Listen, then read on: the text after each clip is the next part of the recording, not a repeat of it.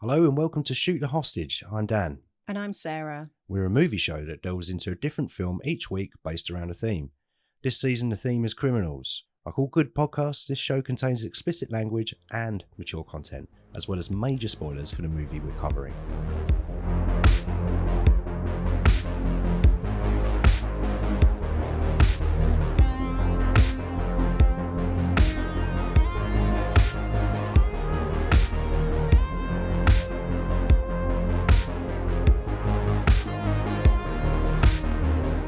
Okay, so we're back again. It's our penultimate episode of our criminal season, and we're covering I Saw the Devil. How are we at the penultimate episode already? I know, right? It's gone really fast. This one's gone even faster than season one. Yeah. I mean, we didn't have 7 Police Academy movies to watch this season, so that helped. True. We're covering half the amount of movies that we covered for our first season. Yeah, you're right. We're already at our penultimate one, so we've got this one, then one more. That's what penultimate means. Yeah. And thanks for patronising me. Mansplaining you. That was in the Thief episode. I did that.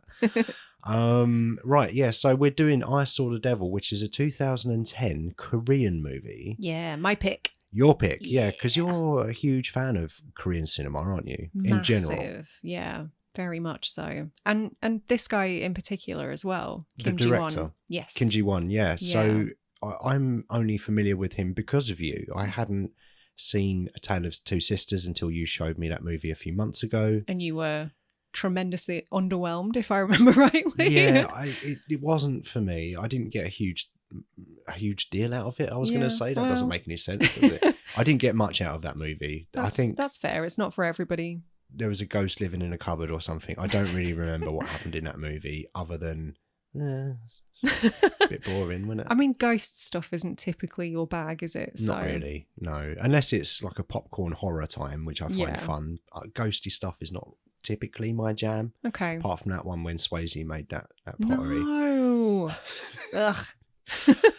Yeah, so Kim Jee-woon, we watched A Good, the Bad and the Weird recently as well, we did in prep for this. We did, yeah, which was pretty good. Mm. I have actually seen one of his movies before, which I completely forgot about. Okay, which one? The Last Stand. When we're talking about Korean movies, I don't think we can include that one. He directed that movie. He did. I'm talking about his filmography, not Korean movies necessarily. All right, that's fair. But yeah, apparently Arnie is a massive fan of I Saw the Devil and wanted to work with this guy, so that's how that came about. I heard he's a huge fan of I Saw the Devil and a stogie. He does like a stogie, put a fucking stogie in your gob. That's proper manly, that. Like, let's put a phallic thing in our mouth. That's how you know. Isn't it? Yeah. A good stogie. Straight to the manosphere. Also, Kim Jee-woon has a movie coming out this year called Cobweb. Oh. Which is, I think it's doing the rounds at the moment on the festival circuit. I didn't know about this. It looks like some reviews are starting to come through now at time of recording. By the time this episode comes out, it may well be out. I have no idea.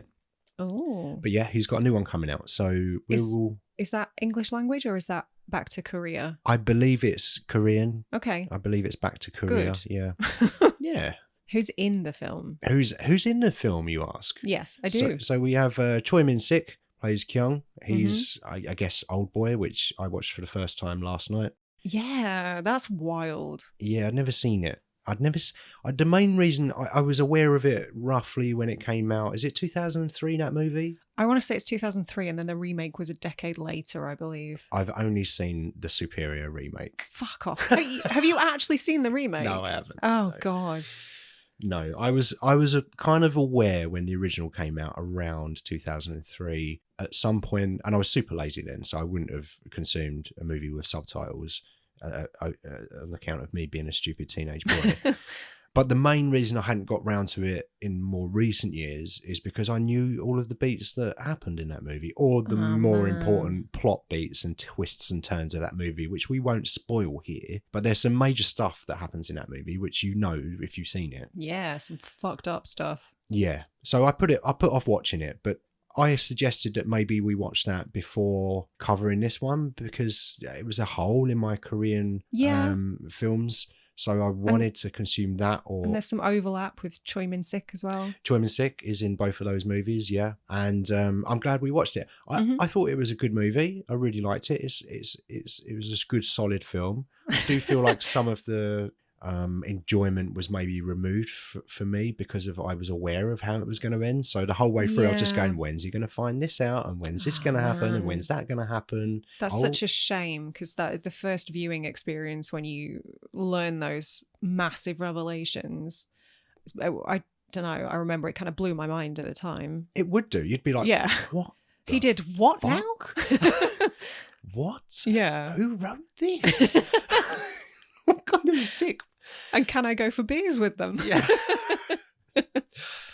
Yeah. So no, good. It was a good movie. It was good. I joke a little bit saying it was pretty good because people love that fucking movie, and it was a really good movie. Not something that I'm going to revisit an awful lot. Okay. But pretty decent. I think something is definitely taken away by knowing the plot elements. I'm trying to be really cagey because I don't want to spoil that one and pass on your experience. Yeah. Because it's much better to go in as blind as possible. But I don't know. I have quite happily rewatched that film many times just to appreciate the craft. So it's weird, isn't it? Like, because the way that I watched it was almost like a rewatch. I hadn't seen it, but because I was aware of where it was going, I knew the plot of the movie. So yeah, the one thing that I had heard about it, which didn't come up in the film, I think I told you about this yesterday. Like, before we put it on, I was like, oh, I know what happens in this movie. And you said, what do you know?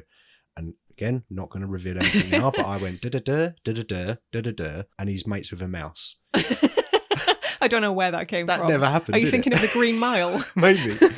Mr. Jexy or whatever he's called. Mr. Jingles? Sure. Jingles? I don't know. But yeah, the whole film, I was like, when's the mouse going to come? And it never happened. That would have been an interesting addition to that film. Maybe that's only in the remake. Maybe, yeah. Josh Brolin is mates with a mouse. Yeah. So Choi Min-sik also in Lady Vengeance, which I have seen. Which he played another serial killer in. Okay. He's not afraid to play the bad guy. No. And Lucy. He was in Lucy. Oh. I can't remember much about that film. I do, sadly. I know Scarlett Johansson turns into a memory card or something, I think. Everyone needs a paycheck. Yeah. Also, the other major player in this film, Lee Byung-hun, plays Kim, or Agent Sue. He's also in The Good, Bad and the Weird. I can see you smiling away there, because when we were watching the film, you were very like, he's a bit of all right, isn't he? Like, nudging me, I was like, yeah, he's attractive dude. Also in The Good, the Bad and the Weird, which was a lot of fun. Yeah, very much. He's done a bit of Hollywood stuff as well. G.I. Joe. He was in G.I. Joe #1 with the magic suits and G.I. Joe #2 with Bruce Willis. Maybe Bruce Willis is a G.I. Joe or something. I haven't seen the second one. Yeah. On account of having seen the first one. Yeah. They're not great. No. But he played Storm Shadow in it, and I'm sure he was great. He was also in Terminator Genesis. Ugh. And he played a T-1000 when we're rebooting the events of Terminator 1 and Terminator 2 into one kind of weird... That's a weird movie. So, yeah. So in terms of there's been 4 Terminator 3s. That's how I see it. Which one is the worst? Very quick tangent. Genesis. Yeah. I knew you were going to say that. It's not even that close for me. No. It's kind of, you got Terminator 3. Terminator 3 was pretty bad. It was bad in the sense that it was just a parody of Terminator 2. Yeah. But not the worst, in my opinion. I think you've got Terminator 3, Salvation, and Dark Fate. I kind of put them on a similar level. I think Dark Fate's the best one out of all of those. I agree. But it's still, why are we doing this? Yeah. Why is Arnold a curtain salesman? I don't understand this. But we digress. I'm not going to get you started on Terminator because we'll be here all day. Fucking one day we're going to be covering Terminator 1 or Terminator 2. I don't doubt it. And then that'll be a 4-hour episode. Let's keep it on Korean cinema for now. So we were talking about Lee Byung-hun, weren't we? Your bit of all right, your mate, your bit of flavour that you like to look at. And you've got a wet torso and got water dripping down him. He's an attractive man. What can I say? Yeah, I think I find him attractive. Going off that, you're more preoccupied with his torso than I am. He was in a film while researching this podcast. I was looking up his filmography. He was in a film called A Bittersweet Life. And that's on the watch list now. Yeah. I really would like to watch that. So Same. we will procure that. I did look for it on the various streaming platforms that we're members of, and they weren't on any of them. Well, so this is the issue. I think obviously I love Korean cinema, I really do, but most of what I've seen is the stuff that's readily available in the West. There must be so much that doesn't really get exported or pushed in the same way. Like, I don't know, for every Parasite, there's going to be a dozen other decent films that we probably don't get a look in the West, which is a real shame. But yeah, I'm gonna work a bit harder to track some of them down, I think, now. Well, that can be your job. Okay. Because I think I'm certainly not as well versed in Korean cinema as you are. I've seen less than 10, I would say. I made you watch Project Wolfon thing a few weeks ago, and you did not like that one. Yeah, I didn't care for that. It was good fun. It was silly. But yeah, I guess I'm more familiar with the big names, your Park Chan-wook and your Bong Joon-ho's. I've seen multiple of their movies. Yeah. But I hadn't seen any Kim Jee-woon until you met me. Yes, exactly. You're welcome. And we kicked that off with A Tale of Two Sisters, but it only got better from there, in my opinion. Okay. I guess we need to talk about I Saw the Devil a little bit, don't we? Because that's what we're here to do. Sure. I have the briefest synopsis known to man. Good. Which I love. So obviously, we said at the intro to the show, we are going to be spoiling things. So if you haven't seen it, go and see it. If you have seen it, go and see it again, because it's great. But a little refresher, a secret agent exacts revenge on a serial killer through a series of captures and releases. And that's kind of it in a nutshell, a very small nutshell. There's far more to it than that. There is. I've got my own summary synopsis, and it's even briefer than that. It's Tom and Jerry meets Jigsaw. Okay, yep. It's a catch and release thriller. Revenge thriller? Yes and no. I have a question. Go for it. Is this a horror film? Yeah. No hesitation? No hesitation. Okay. I think it straddles a few different genres. It does. But horror is definitely one of them. That's the thing that struck me the most while I was watching I Saw the Devil. I was expecting it to be more horror. Were you? Okay. Yeah. And what I got, in my opinion, I don't class this as a horror film. Okay. I class this as an action thriller. Yeah. Well, it's certainly both of those things as well. True. Yeah, it can be all of these things. Yeah. It's just, I guess, what your personal feelings are, it being most of. To me, this is a really twisty-turny horror thriller. Yeah. It is a very twisty-turny horror thriller. I think that's another synopsis somewhere that I read. Twisty-turny horror thriller. It's horrific. Yeah. Don't get me wrong, it's horrific, and some really nasty shit happens in this film. Oh my God, does it? And I was pleasantly surprised by how much action there is in this film. That's the thing that surprised me the most. And I thought it was great. I thought it was fucking brilliant. And this is my favourite Korean movie by a country mile. To date? Yeah. Okay. I could see myself rewatching this a lot. Okay. Which is saying something for a film that's nearly 2.5 hours. It's a long movie. It's a big commitment, yeah. Yeah, and while we were watching it, fully aware that it was a long movie, but I was just in it. You were like literally on the edge of your seat. Yeah. For about half of it. You were perched on the edge of the sofa, like absorbed. I couldn't get enough of this movie. I did not want it to end. I thought it was magnificent. I thought it was beautiful. Yeah. I thought the action was incredible. It was surprising. I didn't know where it was going. The performances were great. And I really haven't got... If you're tuning into this hoping that we're going to give a balanced review, you're in the wrong place, because it's just going to be me going, this is fucking great, this movie. This rules! It's great. Obviously, I read out the synopsis from IMDb, which is a one-line, very simple synopsis, but kind of gives away some of the plot. So... did you know anything about this beyond it being a film about a serial killer? I don't think I even knew that. Okay. I knew very little about this film. Yep. I was aware of it coming out maybe a year or two after it was released. One of those, you must see this movie.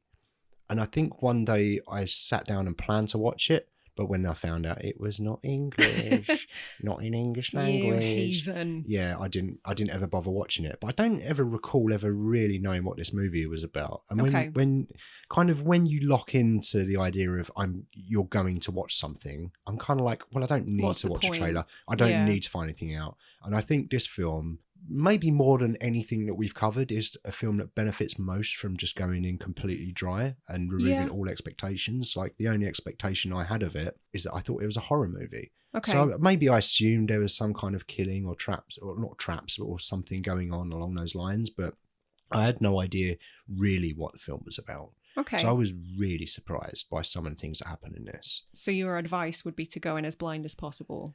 Yeah. And I mean, that's the case with a lot of films, isn't it, really? I would say any film, really. It's better to go in knowing nothing about them, to remove all expectations. Yeah.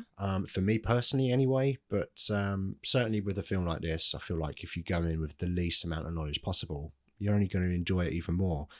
Although, this film is pretty brutal and it's not for everybody. Yeah, it's definitely not one that I would recommend to just about anyone. I'd have to be a bit more careful choosing who I spoke about this film highly to. But yeah, it does start off quite serenely almost, doesn't it? Yeah. You mean with the landscape, the setting, yeah, like the car, you're kind of seeing things from the driver's point of view, cars driving through snow. There are almost like angel wings on the mirror. Yeah. I don't know. It's a lot of really cool visuals. I love kind of the image of driving to like into snow when it's heavily snowing, driving into it. Yeah. Because it feels like you're going into hyperspeed. But I enjoy that very much.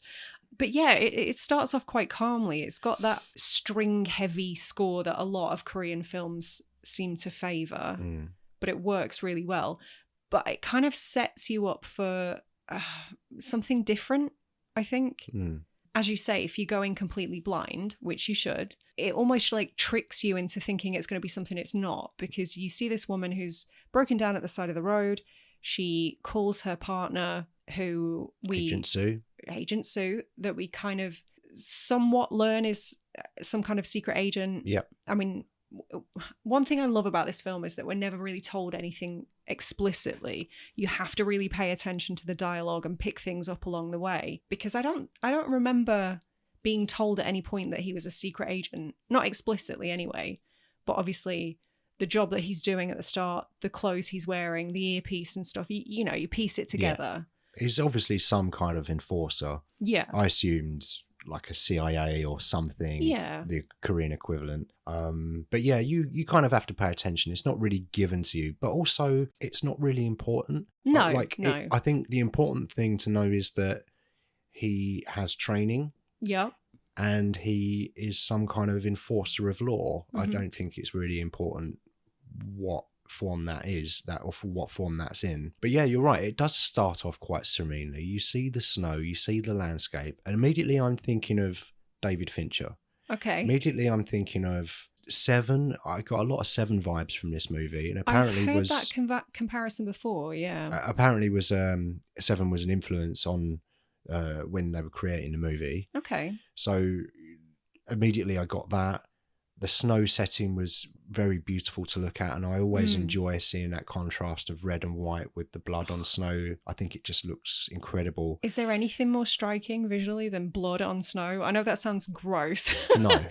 But it does look beautiful. Yeah, you're right. And they did something similar in The Raid 2, where they've got the white kitchen, they've got the claret running over the white kind of tiling in the kitchen, and that's a similar. White and red just kind of blend together. Just those stark contrasts. He says while wearing a red and white shirt. Yeah. No, it's blood. But yeah, so it kind of wrong foots you a little bit, because it just come and watch this nice movie of snow. Maybe Santa will be in it and it will all nice, and we're all just going to sit here and have a lovely time. But no. It definitely lulls you into a bit of a false sense of security there. Yeah, because who we learn is Kyung approaches this car that's broken down and offers to help change a tyre. He eventually breaks his way into the car and murders the person that's in it, which is quite a long sequence, right? Because he takes her away to his murder dungeon. Yeah, I mean, it's kind of an offshoot of the apartment he lives in. Yes. like behind something through, like there've been bricks removed, it's been hidden. But yeah, he has a full-on serial killer lair. Yeah, and then we immediately are introduced to him and what he's all about. He's all about the killing and the murders, and she begs for her life and she tells him that she's pregnant. Mm-hmm. He's having none of it. He clearly doesn't give a shit. Oh, he is fully dead inside. Absolutely. And that was our introduction to that character. He just takes her out, he decapitates her, he dismembers her. Without blinking, just... Yeah. Almost... It's so matter of fact as well, the way he does it, and just a little kind of chuckle he has when he sees her head. We don't see her head drop on the floor, but when he uses a guillotine and decapitates her, you hear a little thud and assume that it's her head dropping on the floor. And he does a little chuckle, and that kind of made me laugh when he did that. But it's very it just feels like everyday work for him. Yeah. Which is terrifying. Oh, yeah. But I love that because it's rare you see psychopaths portrayed in that way. There's always they're always either sort of cartoonish or there's an attempt to humanize them, which I don't necessarily think works or should be the case. I think it depends on a project and a story you're telling. I guess, like, this guy isn't a Hannibal Lecter. He is just a stone cold, no charisma, no nothing. He's just a fucking arsehole who will rape, murder, like, dismember anyone that gets in his way indiscriminately. Yeah, but I don't think it's necessarily people that get in his way. There's obviously people that he encounters throughout the movie that he doesn't like, and he kind of seems to get more bold with the things that he's inflicting on people, and I think that's because there's escalation in the movie. Mm-hmm. But I think more than anything, he's just doing shit that he wants to do, and that's terrifying. Yeah, his motivation is just... This is fun to me. Yeah. But it's terrifying because you can't negotiate with that. There's no compromise there. It's like, well, what do you want? And he's like, well, I want this. I want you to die. I think that's kind of the crux of the film, though, because obviously you said at the start, do I consider this to be a horror film? I do, but if we're considering revenge films their own kind of subgenre, I would put it first and foremost as a revenge film. Mm. But I don't know what it is. Korean revenge films just kind of hit different. They're built different. Western revenge films generally have, here's the inciting incident, now we're on to the revenge portion. It's fairly cut and dry. Whereas Korean films seem a lot more, the ones that I've seen anyway, I can't generalize, I can only talk about the handful that I've seen. But from what I can gather, it seems to be more about, this one especially, deconstructing the subgenre as a whole and questioning, like positing the moral element of it. And because, you know, in your standard revenge movie, you're supposed to side with the person seeking revenge because they've been wronged. We're supposed to want them to get their own back, you know, to enact vengeance. And in this case, it's nothing but shades of grey. And there is some entertainment to be derived from Agent Sue catching and releasing this guy, but it breaks him ultimately. And the ultimate question is it worth it? Yeah, and I think that's one of the things that does put this movie above and beyond a standard revenge flick for me. Yeah. A lot of the themes of this movie, and the most obvious one, as you've just said, is like the kind of an eye for an eye kind of scenario where you're taking revenge, but what does it cost you? Yeah. And actually, are you any better than the person that you're enacting revenge on because you're also using violence to make a point? You're kind of becoming the monster that you're chasing. Yeah. Same with Animal Kingdom last week, actually. There's a lot of, as you say, an eye for an eye leaves the whole world blind. Yeah. These two films, 2 weeks on the trot, both kind of exemplify that phrase. Yeah, and you're right. And a lot of Hollywood revenge movies kind of glorify that kind of, oh, you know, if my wife was murdered, then I'd go out and hunt down these gangs and take them all out and, you know, kneecap them and all that stuff. But this movie asks the question like, well, what does that mean? You're going to do that, but where does that leave you at the end? Yeah. Are you any better than them? I would argue that maybe you're not as bad, but you certainly have done some bad shit. Yeah. And the fact that he's catching him and releasing him means that there are repercussions for other people. Oh, that's absolutely it. Like the sheer amount of collateral damage that happens that as a result, needlessly. Yeah. Yeah, absolutely. It's a really interesting moral quandary and Yeah. not necessarily something I've seen asked before in a film like this. Yes. This is no death wish. No, it's no death wish. It's definitely a rung or 10 rungs above anything like that, in my opinion, just because of the way that it's set up. And we're talking about, is revenge warranted? What does revenge look like? Is it worth it? Do you get what you need from it? And the other thing that I was thinking of, and it's kind of along a similar line, similar realm, is the use of fear as a way to control.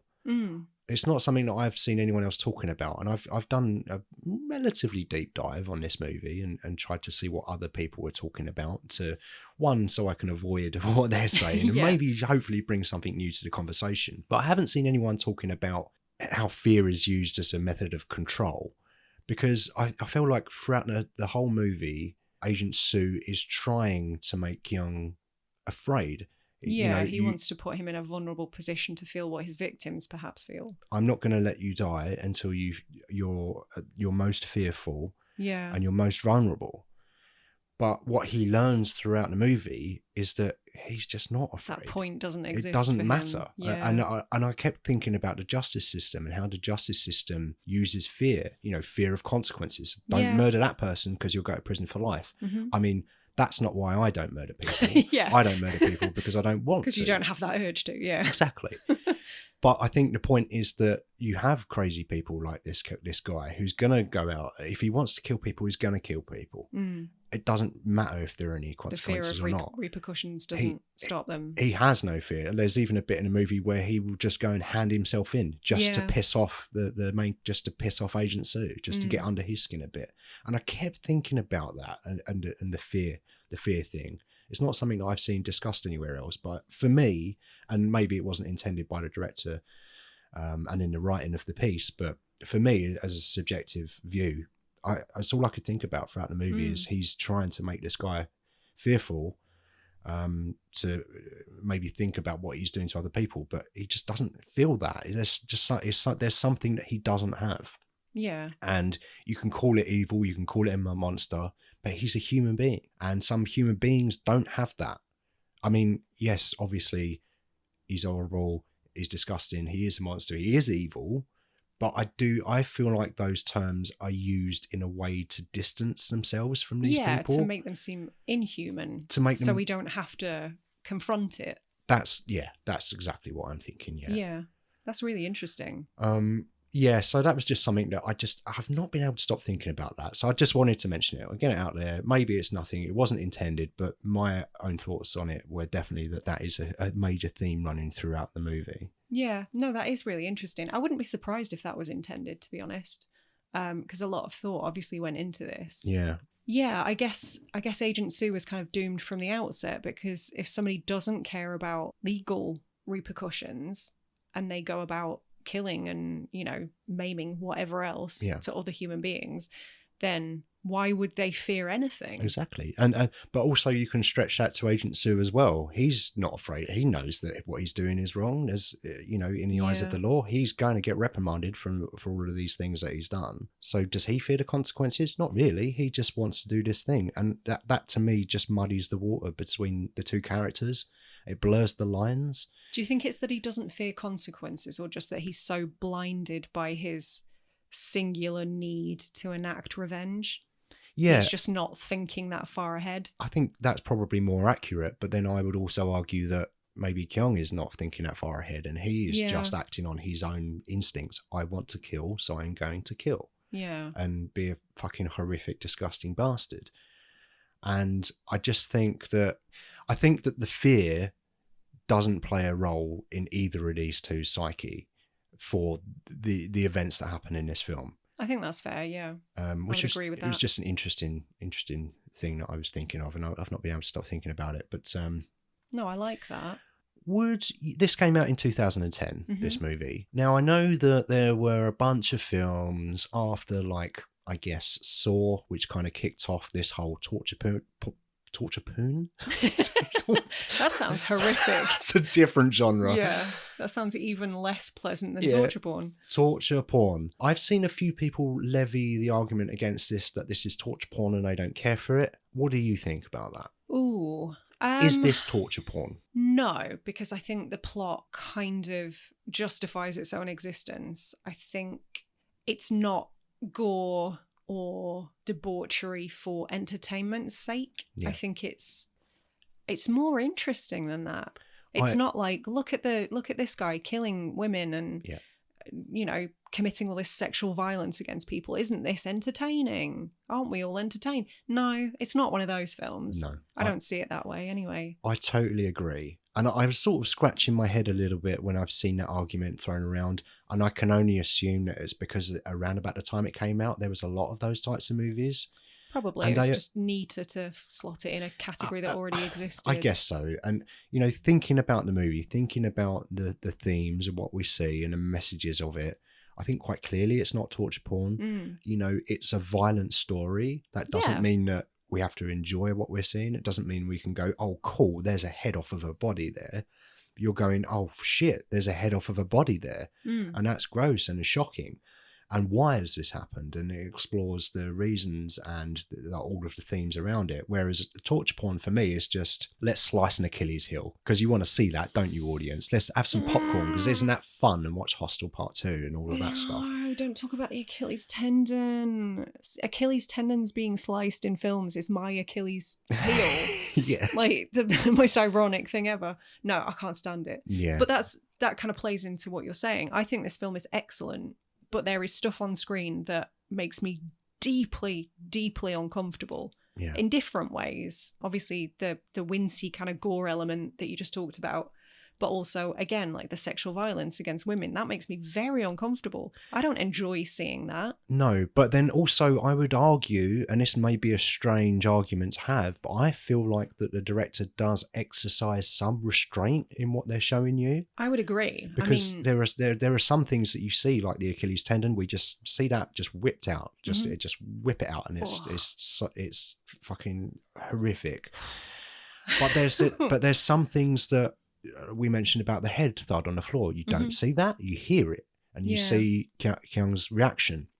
And then there's other things where you see him maybe sharpening a knife, and then the camera will move away from that area and you see the aftermath of what's happened. So I actually think there's quite a lot of restraint shown in this film. And if it was torture porn, it would just show you all of that. It would be non-stop. Yeah, I definitely agree with you there. I think... That's not to say that there aren't some scenes that are really difficult to watch. And I think the most difficult one is with the kid. Yeah. Oh, man, that's genuinely horrific.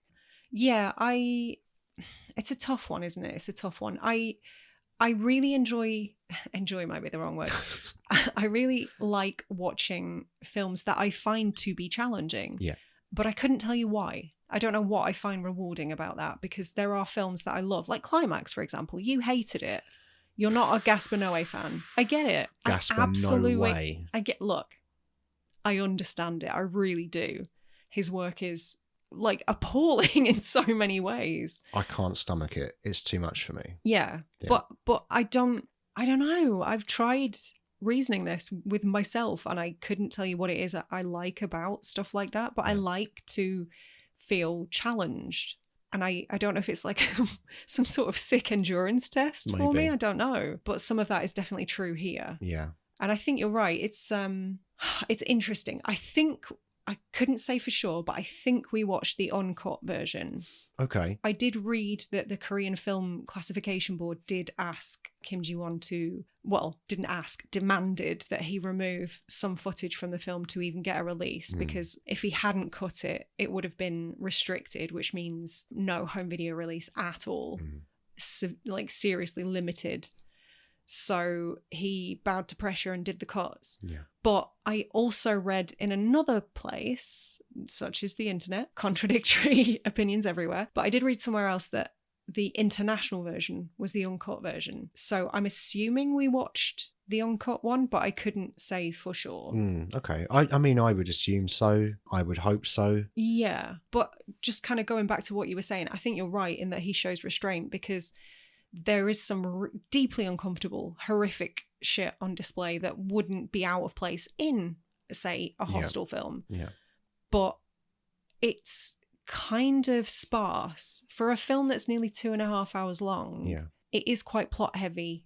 And the gore is just sort of peppered throughout rather than relentless. I think there are, because it's so long, there are more than a handful of extremely violent scenes. Yeah. Some of them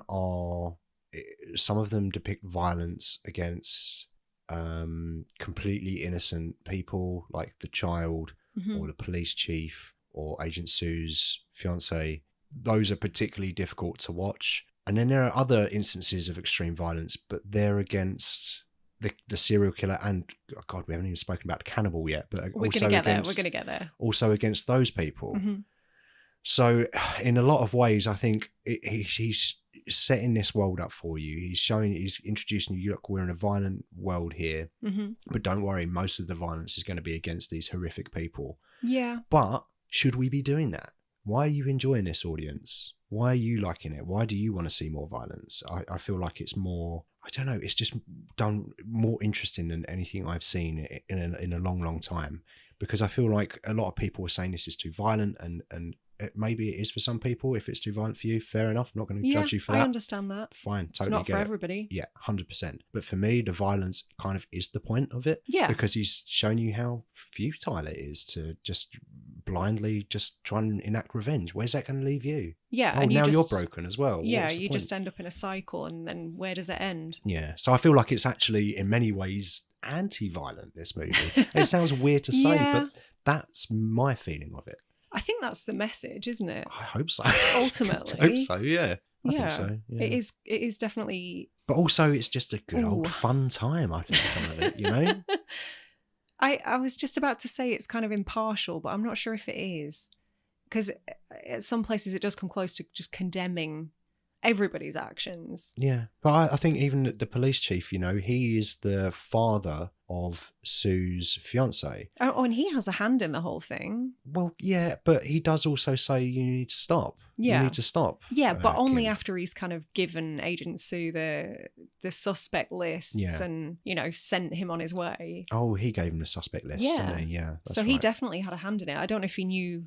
I mean, he must have known or like been able to piece together that there was some sort of revenge plan in place. Yeah. But I think the fact that at some point he decides maybe this is not the right thing to do. Yeah. That kind of his dialogue in the film was maybe one of the most telling moments for me, that was showing me the point of view of this movie. This is pointless. Yeah. Why are we doing this? It's not going to bring her back. Yeah. It's not going to fix anything. Yeah. Yeah. It's interesting, though. The whole film is really interesting. And the questions that it asks are kind of unthinkable. But I absolutely understand why, if one of your loved ones was taken away in the heat of the moment, you would want revenge. You would absolutely, from your heart of hearts, want the perpetrator to be taken out.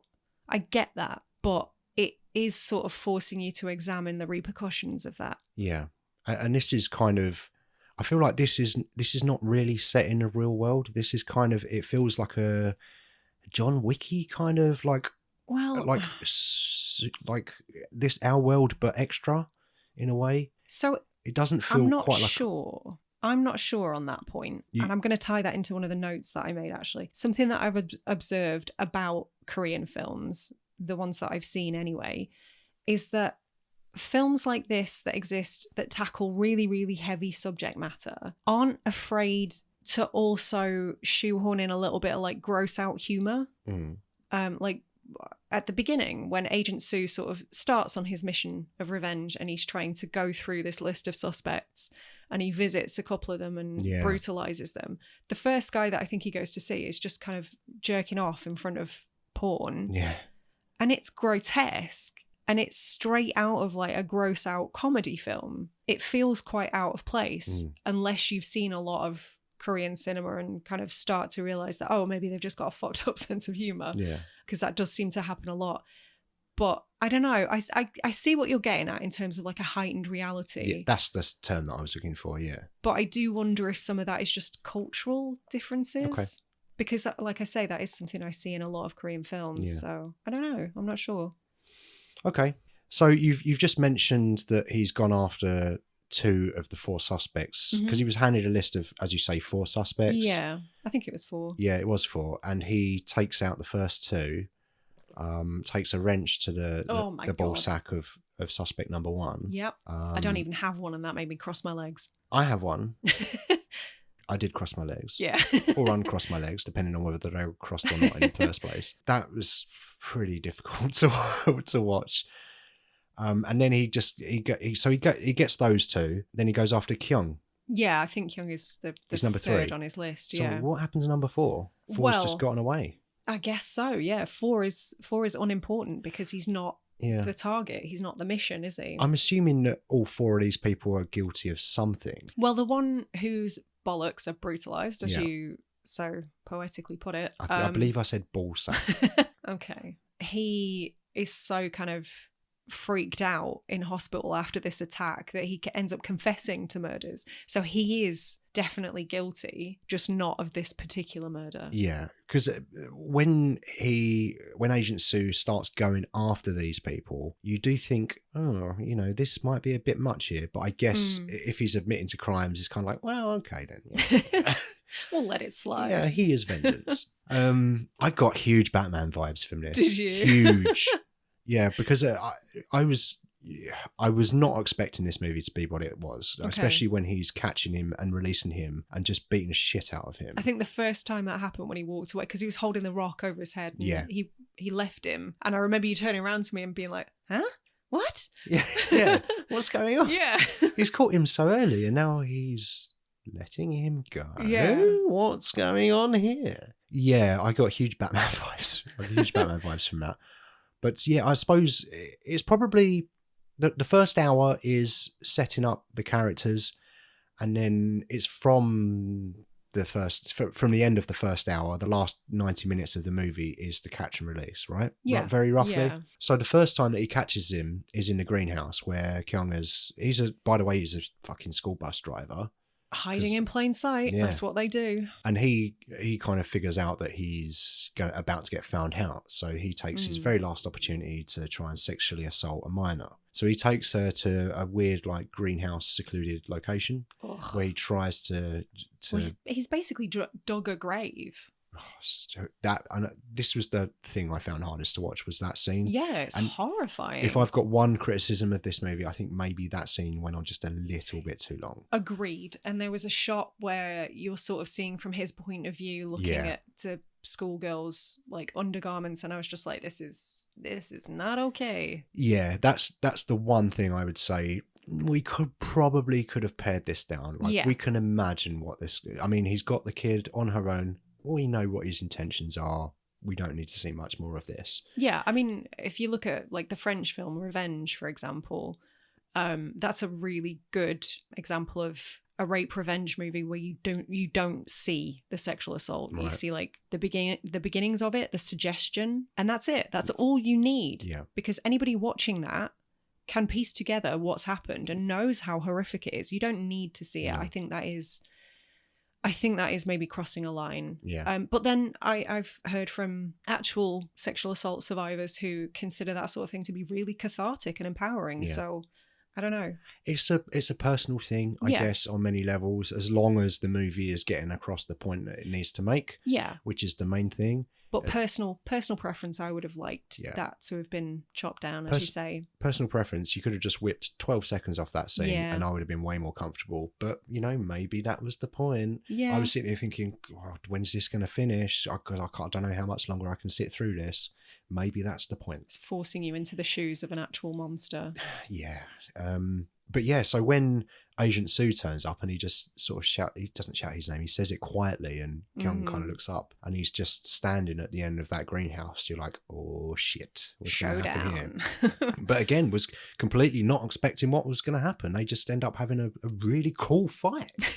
And I was not expecting really cool fights in this movie. So I was just overjoyed. Like the flying kind of kick was beautiful. It was fucking great. And he is fucking great. Yeah. Yeah, and that's when he like you say, he holds the rock over his head and he's gonna. You feel like he wants to kill him, but he's kind of forced himself not to, so that he can put him through as much pain and suffering as possible. Just prolong the revenge. I'm gonna break your arm a bit, then I'm gonna give you some money, and then you're off on your way. And then he makes him swallow that tracking device. Yeah, the first time I watched this, I was really unsure what was happening, because obviously he makes him swallow some white liquid as well, and I'm guessing that's sort of, I don't know, Korean's version of Imodium to like bung him up so he doesn't pass the tracker. Oh, was that what soon. it was? I assume so. Oh, I assumed he had achalasia and he couldn't swallow anything without liquid. Well, everybody listening to this will not know what achalasia is, I guarantee. If you know what achalasia is, reach out and let me know, because I have achalasia and we should all stick together. Yeah, if you form don't, some sort of support group. If you don't, Google it, and if you don't care, just move on from this. Move on with your life. Yeah, that was a little achalasia-based joke there that 1 in 100,000 people are going to get. So once we get 100,000 listeners, one of them is going to know what that is. But yeah, so he puts the tracking device on him, and then it's this catch and release thing, which he does 2 or 3 times, I think. Yeah, so the first time he's released, he wakes up somewhere. No. He wakes up in the hole. Yeah. With a bunch of money on him. Yeah. And a broken arm, not knowing what the fuck happened. So he kind of... Is that when he sort of goes on the run and hitchhikes? Yeah. So he takes the money and he starts walking down a road where a car pulls up next to him. Because he knew the police were sort of closing in on him anyway, didn't he? Yeah. So, yeah. Yeah. So at that point, he doesn't know what's going on, does he? Choi Min-sik's character, he has woken up. He thought, oh, this guy's going to kill me, but he's actually let me go. Why is he letting me go? What's happening? The police are still looking for me. Is he still looking for me? He doesn't know. So he's super paranoid. Mm-hmm. And he portrays that perfectly, Choi Min-sik. He's fucking great in this movie. Like, really, like a disgustingly depraved performance, but also like the shock and the confusion that he shows throughout the film. It's super well done. He's not afraid to go to some dark places. Yeah. And actually, I read something that he sort of went a little bit too method when he was in this film. Okay. And he caught himself because he was in an elevator with somebody and somebody had been rude to him and he was thinking, I could just murder you. And he had to go, fuck, this has gone too far. Right. Yeah, I can't remember the exact anecdote. Well, I think about that sort of thing every time I see a Ben Shapiro video. So, understandable. Yeah. Yeah. But then, yeah, he said he was another instance, I presume, where he was in an elevator with a young woman and she recognized him from his films and looked on kind of in fear. And he sort of had to turn around and adjust himself and just sort of say, I don't know if this is kind of paraphrasing, but he says, I don't kill people anymore, so you don't need to be worried about me. I'm human, not a killer. Yeah. Anymore, yeah. But I don't think that would really bring me much comfort. No. Perhaps that was lost in translation. Yeah. Who knows? Yeah, perhaps. Let's hope. Perhaps. But I think just going back to him doing the catch and release stuff, I think when he releases him for the first time and then Kyung enacts his violence against other people, that's when I start to lose respect for the main character, because he's allowed this to continue. He's released him, so he's put other people in danger, and another woman actually does get sexually assaulted in the doctor's surgery, I think. Well, yeah, before that, I mean, you could argue that the murders he does just before that are fine because he murders 2 murderers. Yeah. But that taxi sequence is so good. So good. Yeah, I would say that's one of my top 3 scenes in this film, I would say, is that taxi sequence and just the relentless stabbing. While the camera kind of spins. I don't know how they achieved that, but it looked excellent. Yeah, there's like a red gradient effect going on as well, which is all feeds into the feel of that scene. It's beautifully done. I've not seen anything like that before. No, I haven't. But it's really well done. And yeah, you're right. Because these people are murderers and he refers to them as crazy bastards. Yeah. And has a little laugh. But it's his own people, it's his own kind, and he's stabbing and murdering these people. But that's, as you say, that's fine. Who cares? They're murderers. They got what they deserved. Let's move on to the next scene. But the next scene is when he's being violent towards the doctor and he's... Yeah, after he's been patched up. I feel what I got from his performance is that he's kind of wanted to be like this forever. He's wanted, and he's suppressed it because of society. He has always wanted to be outspoken and probably violent and hold some sort of power over people, but he's never really let it out to its full extent. But now he's kind of about to go to jail, so why not do all the raping and intimidating that I want to do and violence towards people? And he sort of says to the doctor, he tries to bully him into taking off his glasses, and then a nurse comes in and then he sexually assaults that nurse. That's horrible. But everything from that point forward is all because of Agent Sewers letting him go. That's all on him, 100%. I mean, obviously he's not carrying out those crimes, but he's responsible for them. So and that's when you start to go, it's not Can't good, really this catch side with release you thing. anymore. Yeah. But it's interesting because Sue comes in quite calmly as well. Like he's almost got like this singular vision, like I'm just going to get this revenge and it doesn't matter who gets hurt in the process of this. Yeah. Because he very slowly walks into that surgery while Kyung is sexually assaulting the young woman. Yeah. But he very slowly walks in and bashes him with a fire extinguisher. It's quite methodical. It's quite methodical. There doesn't seem to really be a sense of urgency. Just prior to that, he's just putting the earphones in. Oh, let's see what I wonder if he's raping and murdering. Yeah. Oh, he is? Yeah. Well, I guess I better go and take care of it. Like, there's no urgency to him. He's just got this singular vision. No, my mission is to make sure that he's... torture this guy. Yeah. And he's like getting him to the point where he's about to do these really horrible, horrific scenes. Actually is too late a lot of the time, and a lot of innocent people are harmed, injured, or killed because of him. So that's when I start to sort of lose respect for his character a little bit. Absolutely. But that's what makes this film so interesting, is that moral grey area, that quandary of like, well, it seems like he was doing a good thing, but no, he's lost focus. And that's when he does the Achilles little slice. No. And then that's when he has the speech as well, and he says, "Come on, grow up, man. Your pain's only beginning. This is just the start of your suffering." And the nurse goes to leave, and he says, "No, don't leave. You need to stay and patch him up." Yeah. So he patches him up, sends him on his way again. And I think that's the third time. That's when we were introduced to. I remember when we were watching the film, and you see Kyung's character approaching this figure that's feeding some dogs, I think, outside. Oh, yeah, and his you cannibal went, friend. I forgot about these people. And I was watching it thinking, how the fuck can you forget about these people? These are insane.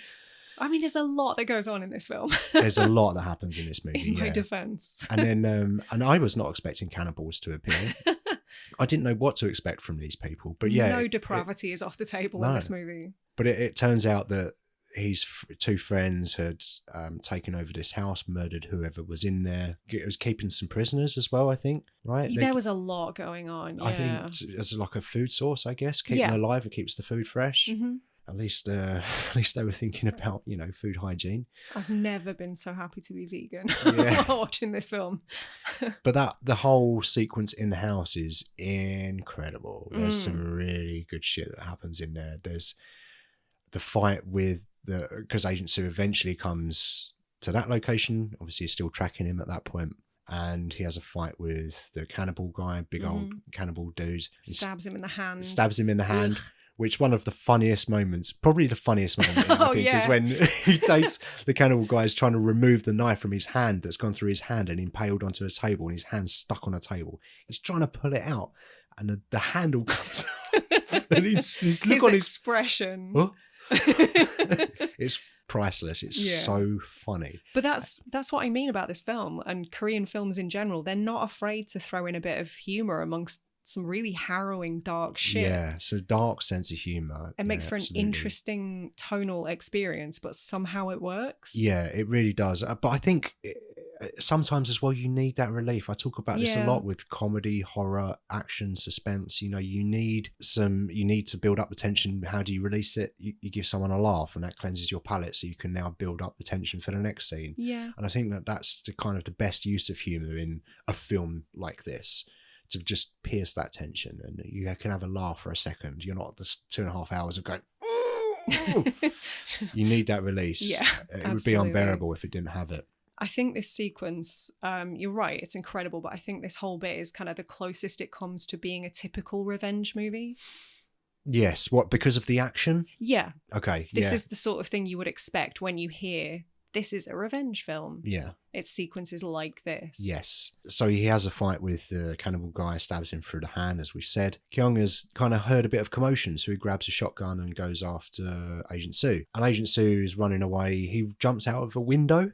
Yeah. I really enjoyed that. He jumps out the window and then climbs back up again. Yeah. I know, because I'm thinking, yeah, get out to safety. But he just immediately goes back in. And then I'm sort of simultaneously going, what are you doing? But also, fuck yeah, you're a double hard bastard, aren't you? Yeah. Go and get him, Agent Soo. Just don't let anyone else get hurt, please. Put this guy in the next John Wick movie.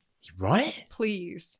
He was fucking great. Yeah. Yeah, he could definitely be in a John Wick movie for sure. Mm-hmm. Yeah, and then you've got that sequence where he does the Home Alone bit and he throws the spikes down the hallway and is it like stands fishing hooks or something? Fishing hooks, yeah, that's it. And I don't know, it's just at this point in the movie, I'm just thinking, I'm loving this. What else are they going to do that I'm just going to think is like a 10 out of 10? Like the traps on the floor and everything. I just thought, there's so many ideas in this I just loved. Yeah. So what happens after that? Agent Soo kind of takes him to, I don't know what it is. Is it some sort of private health facility? Because he's there with his colleague who gave him the tracker, right? Yeah, I don't know, maybe like some covert health facility, as you say, for taking prisoners. I don't know. Who knows? But he thinks that he's passed out. Yes. But he's not. He's Right. come to and he's overhearing the conversation about the tracker. Yeah. And that's when he sort of seizes his opportunity to get one over on Agent Soo. Yeah. Yeah. In possibly the most disgusting scene of the film that isn't even gore based. Oh, right. Yeah. I know what you're talking about. Yeah, Yes. you know what I'm talking about. So he goes to the pharmacy, procures a bunch of laxatives, Ugh. and then sifts through his own feces to fish out the tracking device. Yeah. So he figures out that he's being tracked and he removes that tracking device so that Sue can't find him anymore. Pops and it then, out. Yes. And then we're in the tail end of the movie because he's Mhm. going after Sue's family, or what remains of Sue's family, because that's all he cares about at this point. Yeah. You know, Sue is trying to make him think about his crimes and how he makes people feel. But ultimately, He doesn't. he doesn't care. He doesn't give a shit. And all Kyung cares about at this point is, all I need to do now is just make this guy as fucked up as possible. Just screw him over as much as I can. Mm-hmm.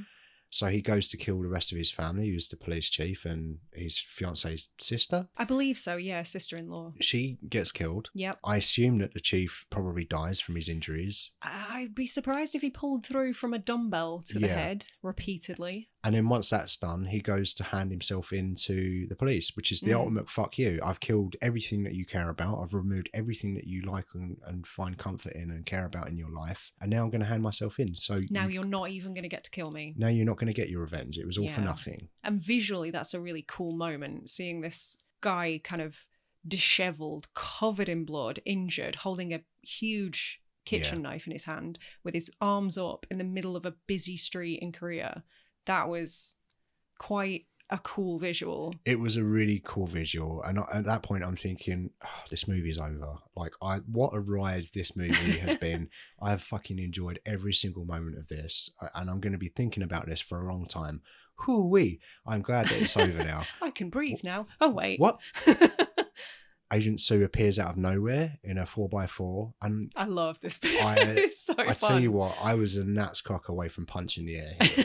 Because like we're saying, like we've said, Kyung wants to hand himself in so that Sue doesn't have the satisfaction of catching him again. So when Sue reverses and does that thing that Jack Traven does in Speed, when he gets the door to come off the car, he drives really fast up to the killer and does a spin.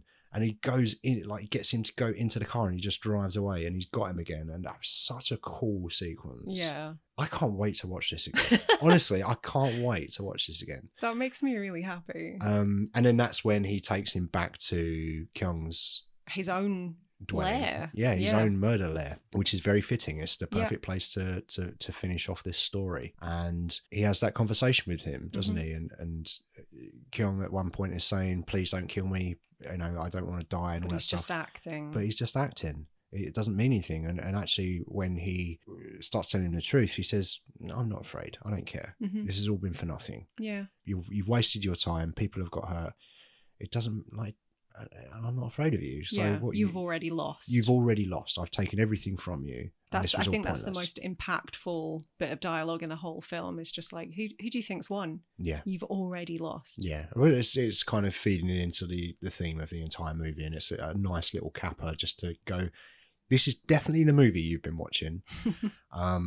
Yeah, so he calls earlier on in the movie. Sue had contacted Kyung's family. That's how he found him, wasn't it? Yeah, because it was his son. That's right. His estranged son who told him the address. Yeah. So Sue's got Kyung tied up, and he's hooked him up to a guillotine. His own guillotine. And also to a door. So that when the door opens, guillotine falls, his head comes off. But he's also made Kyung bite on a piece of rope that is holding said door open. So if someone opens the door or he opens his mouth, he gets his head. It's a head off of a serial killer. Yeah. And his family turn up because Sue has called his family and said, you know, go to your dad's house. He wants to say hello. It's going to be a beautiful family reunion. Yeah. And they go to open the door, and he gets a head off him. Mm-hmm. And that's pretty much the end of the movie. The final shot is Sue hearing the reaction of the family. Oh yeah, he's left the tracker in there. Yeah, he's hearing the aftermath or their reaction to the decapitation of their son and father, and he has this huge release. I feel like in that moment, all of a sudden, that grief has hit him. It's not just that. I think it's the grief of losing his partner. It's the realization that it's his fault that his partner's family are now dead, that he's passed on this grief to the serial killer's family. Yeah. Hearing them break down is kind of what makes him break down. Yeah. That seems to be the catalyst. Yeah. And he realizes, what have I done this for? Yeah, he does seem to have a realization in that moment, definitely. I kind of had a fleeting thought while I was watching it as well, while he was walking away, and that he has that sudden hit of grief. Earlier on in the film, I think it was at his fiance's funeral, he started to show some emotion. He started to cry, but he kind of stops himself. Mm. And then he embarks on this mission of revenge. So when I saw him being so emotional at the end, I was thinking, are you kind of trying to avoid grief by going after this serial killer? You're catching him, you're releasing him. Are you trying to, and I thought of Sisyphus, I thought of trying to cheat death. Is he trying to cheat grief? There seems to be some repetition in catching a killer and releasing him. It's a bit like pushing that boulder up the hill. I don't know. Prolonging the whole thing. The longer that plays out, yeah, the longer he doesn't have to confront his own emotions, I guess. Yeah, that's kind of something I had a thought about. And I think that's the sort of thing that I like about this film, because I think it has a kind of a clear message, but there's so much else that you can bring your own thoughts to. Yeah. And it's not necessarily wrong, because as we said, it's subjective, and I've had many thoughts about this film, and that was just one of them. I kept thinking about Sisyphus. I think I told you the other day I've been thinking about Sisyphus, and you said, why is that? And I was like, I'm not going to tell. Yeah, you were very cagey about it. But there are many. That's a mark of an incredible film for me. Is if it's keeping me thinking days after, and there's sort of no real answer to it, and you can interpret it in different ways. Yeah, I think that's the way to make a film for me. Yeah, that's what makes something truly memorable. Yeah, absolutely, for sure. Did you know that this film was sort of loosely based on a real life serial killer? No. I don't have a huge amount of information, but there was quite a prominent Korean serial killer that was dubbed the Raincoat Killer. And that was because, well, he was a self-confessed killer, rapist and cannibal. Okay. So, right. What a winner. So, I'm sure his parents were very proud. Right. So Kim Jee-woon's kind of put all of these characters into elements. Taking elements. Right. Yeah. I see. Yeah. He's currently still on death row, but I did read that Korea hasn't executed any prisoners since I want to say 1997. So it's unlikely that he'll be executed, but he is still on death row. And he was dubbed the Raincoat Killer because he wore a yellow raincoat during expeditions to lead police to his victims' remains, basically to the crime scenes. And so the media dubbed him the Raincoat Killer because we love a catchy name for our serial killers, don't we? Yeah, you've got to give them a name, because how else are they going to market it? How are they going to market these stories? Well, yeah, nobody's going to make a Netflix documentary about somebody called Dave, the Raincoat Killer. Yeah. There's your story. No, they did. He bought a bank, remember? Oh, shit, yeah.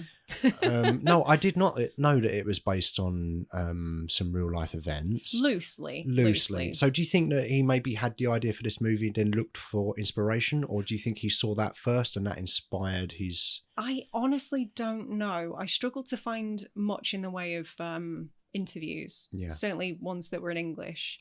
With Kim Jee-woon? Yes, Okay. yeah. But yeah, I wouldn't be surprised. Yeah, that might be a rabbit hole worth going down at some point. Yeah, I'm sure. And also, have you ever heard of the Korean screen quota? Scream? Screen quota. No.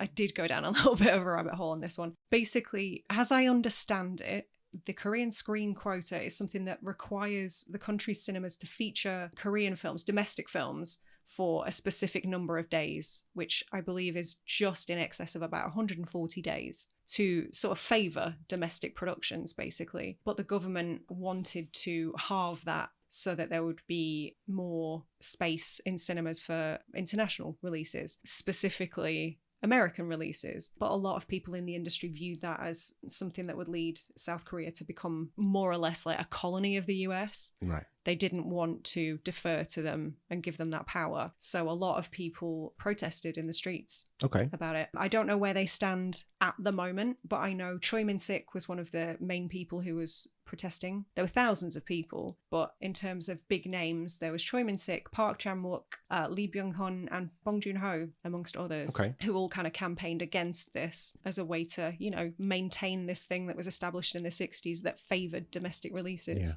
which is kind of cool. And this apparently was Choi Min-sik's first major role in the wake of that. Right. So, yeah, I thought that was quite interesting. I've never heard of it. Okie dokie. So wrapping it up then, we're pretty much done with I Saw the Devil, aren't we? I think so, yeah. I guess my final thoughts are just really what I've said about the film, it being so dense, so much you can take from it and bring your own perspective to. There's a lot of action. It makes you think. We didn't even touch on the cannibal getting his...